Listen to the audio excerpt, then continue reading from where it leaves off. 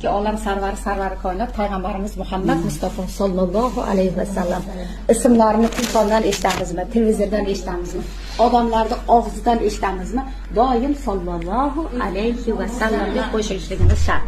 Bilamiz payg'ambarimiz ikki olam sarvari koinot Me'roj kechasi osmonga chiqqanlar. Lekin hali ham shunday insonlar bor. Kim borib ko'rib ketdi dunyoni deydi. O'shanday insonlar tilidan kofir bo'ladi. Men marzaq bo'lakin. U payg'ambarimiz bilamiz Me'roj kechasi Jabroil alayhisalom yelkalariga o'tirg'izib osmonga chiqarib buroqqa mindirib Alloh bilan uchrashtirdi. Payg'ambarimiz Alloh taolo bilan parda orqasidan gaplashdilar. Payg'ambarimizga aytdi: "Ey Muhammad sallallohu alayhi vasallam, so'rang o'zingiz uchun biror narsa" dedi. Masalan, Alloh taolo bizga aytsa, biz darrov so'raymiz: "Baxt ber, boylik ber, sog'lik ber, moshin ber, uy bergin" deb. Lekin payg'ambarimizning uyida haftalab yeyishga nonlari bo'lmagan. Oylab go'sht yemaganlar. Faqat yirtiq yamoq kiyimlar kiygan. Lekin butun dunyoni yaratgan Alloh taolo so'rang o'zingiz uchun deganda payg'ambarimiz nima dedi? "Ey Robbim, o'zim uchun hech narsa kerak emas, ummatlarimning gunohini kechir" dedi. Yana aytdi: "Mayli, kechiraman, so'rang" dedi. "Uhud tog'ini sizga oltinga aylantirib beray" dedi. "Mazaq sotib yeb yotasiz" dedi. "Yo'q, Robbim, oltin kerak emas" dedilar. O'shani joyiga ham payg'ambar ummatlarimning gunohini kechir dedi. Endi ummat bir kunda 3 marta salovat aytmasa, u qanday ummat bo'ladi? Alloh taolo aytdi: "Mayli, kechiraman, lekin ummatlaringizga borib ayting" dedi. Bir kunda 5 mahal namozini o'qisin dedi.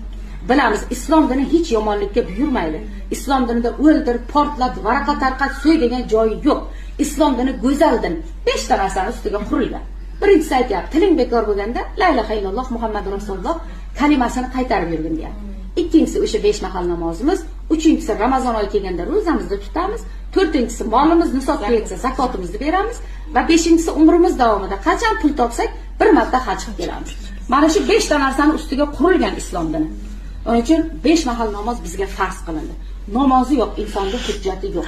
Masalan, men namoz o'qimasam, men musulmonman deyishga haqqim yo'q ekan.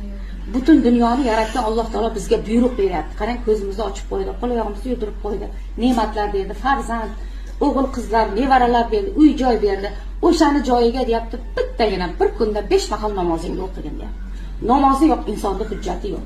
Shunday jannatning eshigini oldiga kelar ekanmiz, jannatga katta qulf ilingan bo'ladi. U qulfni ochib kirish uchun bizga namoz kerak bo'ladi.